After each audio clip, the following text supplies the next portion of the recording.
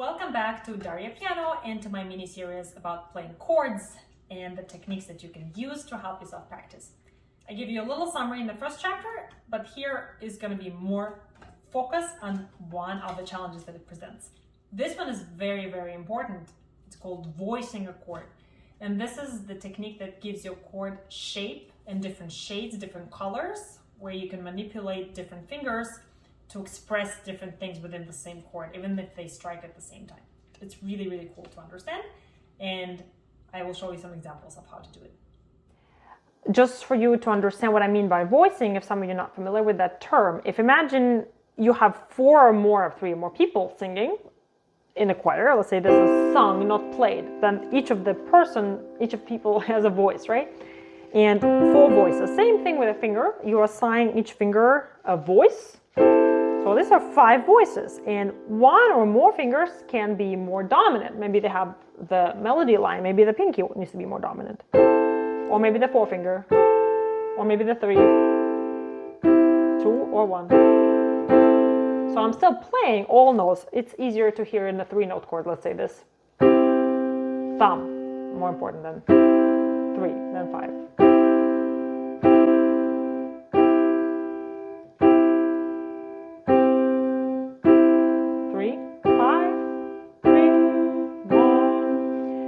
Maybe I didn't do it ideally, but that's a skill that you really need to develop if you want your chords to have a little intricate meaning behind them, because not always there is a situation where each chord is right. So this is something easy and you can strike all 3 with the same volume, but sometimes in a more complicated piece you need to bring out one note over the others.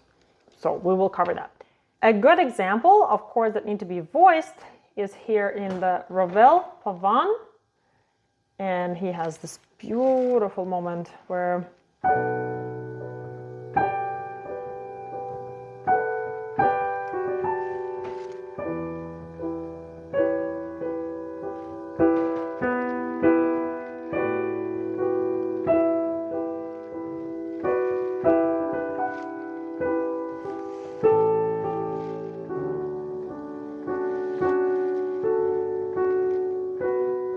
and so on. So you heard how I was playing 4 notes, right? Sometimes 3. And here is also a challenge of different articulation that comes. It's a challenge to do different articulation, but at the same time, when it has to do with voicing, it helps you to distinguish one voice from another, where one voice is holding and the other one is staccato, lifting. I can hear the F sharp better, right? Because it's legato. Now, in the next moment, I have to play actually 2 voices that are leading the melody. Is the bottom. You can do it with the left hand, you can cheat in this instance, but sometimes you can't and you need to do it. And then I have this. So I have to do both. While the middle voices have to be quieter. And notice, because the middle voices repeat the same thing. They don't have to change any dynamic because they're not changing any notes, and it's not very interesting. They're just filling in the harmony. But these melodic lines are so. These ones are more important, so I'm going to try to voice it. I'm breaking this because I can't reach. By the way, breaking chords is another topic that I'm not mentioning in this video, but it's also important. There are multitude ways of breaking chords. So in this case, you can see that melody is different. So how to practice something that has a melodic line within a chord that needs to stand out? That means you need to approach that note with a different intention when you strike it. And a little cheat here is that mechanically, you can simply play that note just a millisecond faster. I know I just talked about playing simultaneously, and now I'm telling you to play it faster than others, but it's just the cheat. Like I'm striking slightly faster. Not, but slightly. It's still, you might not even hear the difference, right? But it's physically, I am going a little faster into that note. That's just the simplest cheat for you. But how to practice that? One way is to start building a chord with the most important note. So first you play this note. It has to do with the physicality of how you approach, again, intention of each strike is different, or at least two different types of strike. One for the middle, for the important voice, in this case, and then other type of strike for others. So I would add one at a time. So this goes first, then add maybe the bottom first. Oh, in this case we have two. Let's focus on where there's only one voice, so the top one, right? And then maybe this one. Then this one.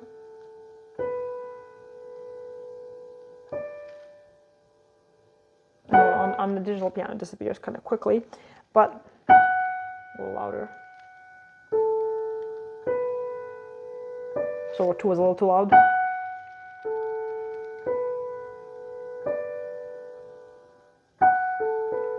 So now I have an idea of how each of my fingers should strike to voice it correctly. And now I'm going to try to do 2 notes at the same time. So for example, one of them has to be the melody voice. For example, this one. So out of 2.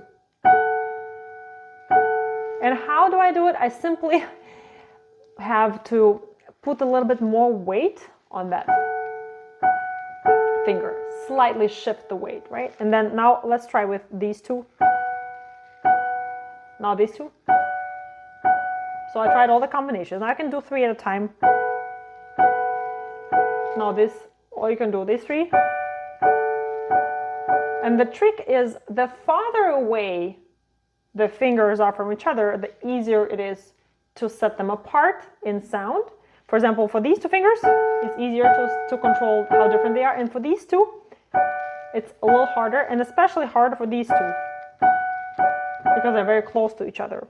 So voicing your chord, when you voice your chord, you need to ensure that you're picking the most effective fingering for that chord if you have a choice. If for a 3-note chord, you only have 3 fingers, so you can have different choices. You can have this and this. So this would be better to voice, or this maybe, or this, for example, for this. Don't choose this kind of fingering. Especially if you need to highlight this finger, right? If you need G to stand out, don't choose this fingering. Obviously, it's just not comfortable. Don't choose this fingering. Choose something where you are independently striking this, so 3 is best. This is a good choice of fingering. So again, having that in mind when you choose the fingering. So after you've done this, where you built your chord, starting with 1 note and then including other notes, other things you can do is strike all, but have 1 left over, the one that you need to be the most important voice. For example, like this.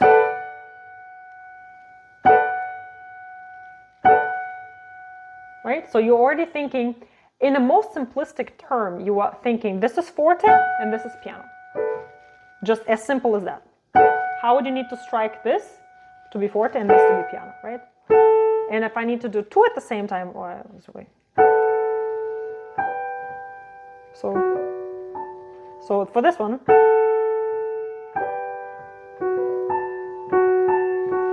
you need to do the same thing. Now 2 at the same time. So you need to think about that, how light these are going to be.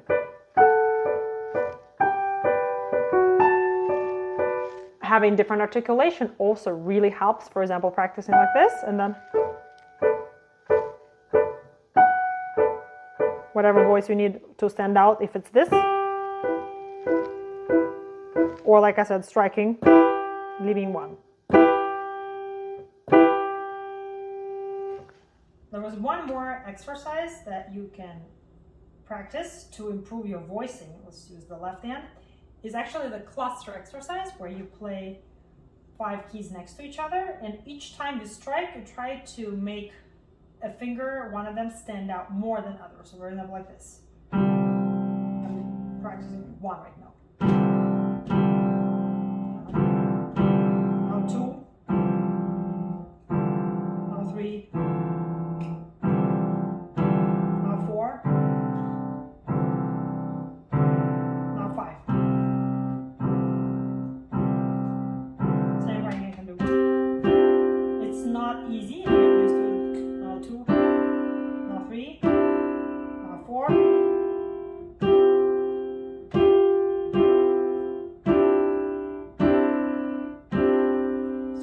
were able to hear the difference.